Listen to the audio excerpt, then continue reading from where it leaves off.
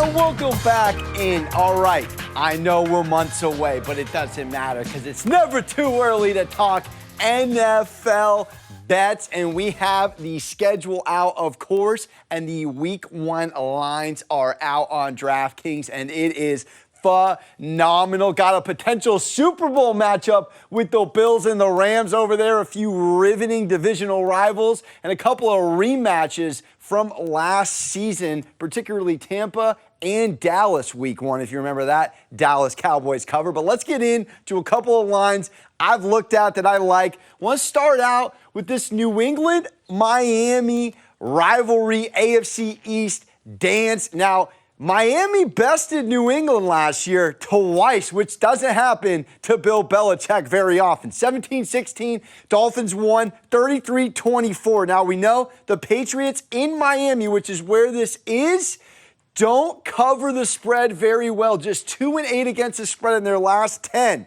But I will say, the difference, because New England goes down to South Beach quite a lot, but it's normally towards the end of the season. In September, the last time they danced against them in Miami, 43-zip zilch, destroyed them. Now, the Dolphins at home all time against the Patriots, 39-16. The home team is 16-5 against the spread in the last 21 between these two. I mean, right now we're getting New England +3.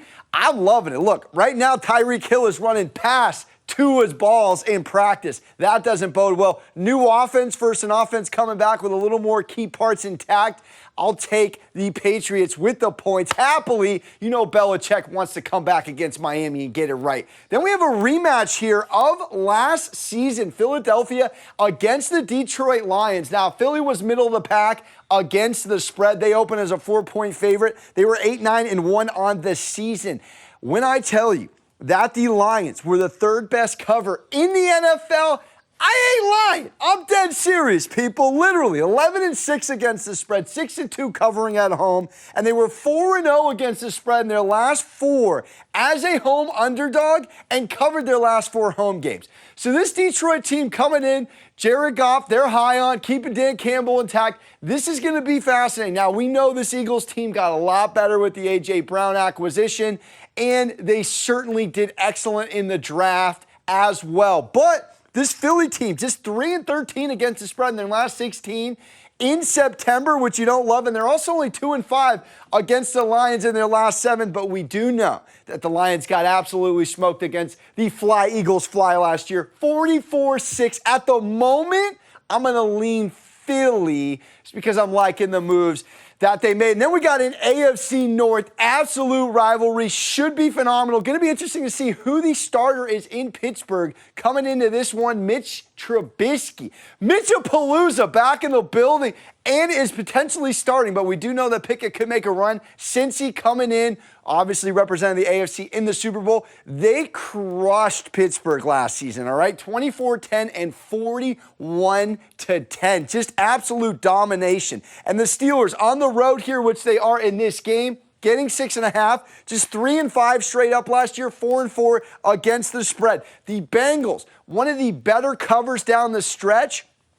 Completely 2 different teams on the home than they were on the road. 6-2 on the road, just 4-5 covering at home. A large part of that is because the market was catching up to them and they were favorites at home. Now the Steelers just 1-5 in their last 5 as a road underdog. The Bengals covered 8 straight games down the stretch, people. Let's not forget 4.5-point dogs in the Super Bowl, and they covered. We'll say these are 2 defenses that love to show out every time they dance. 5-2-1 the under is in the last 8, and the Steelers are 4-1 the under in their last 5. And then cruise on over here. I can't talk the NFL and not talk about my in-and-out Toxic X, the LA Chargers, formerly San Diego, going against the Raiders. We remember this one went down all the way to the wire, people. We're talking about in overtime. They were tweeting that maybe they go for a tie so that they both get in.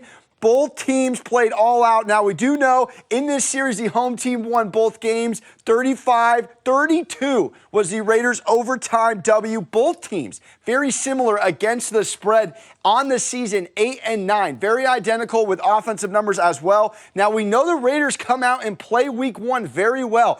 Under Derek Carr, they've covered 5 of the last 6 opening day games, and the number right now is the Raiders +4, Chargers -4 at SoFi, where they are a tenant, how to say it. And they are just 2-5 against the spread in their last 7 as a favorite, and 2-7 against the spread in their last 9 against the AFC. So right now, I'm sorry, I'm fading my Chargers, and I'm taking the Raiders with 4 coming in with a lot to prove, and Davante Adams, of course. And last but not least, we got to mention this.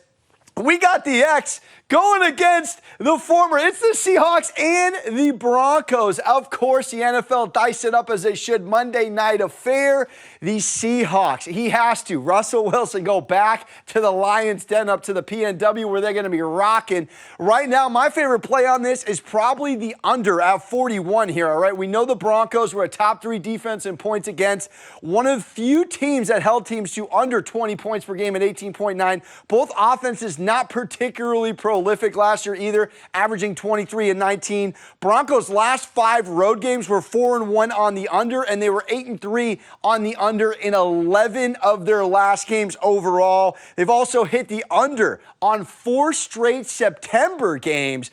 So for me, chess match, a lot of pride on the line, a lot of emotions. I mean, I know Drew Lock's going against the X2, but that's not the storyline. I'm going to take under in that one. And that's it for way too early NFL lines.